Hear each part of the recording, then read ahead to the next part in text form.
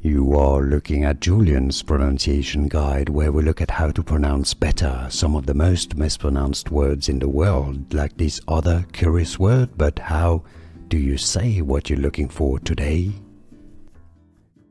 In English, the pronunciation of words that contain two Z letters in a row, or Z letters, two Z's, is pronounced as ts, like TS or TZ, somewhere in between, like pizza, pizza.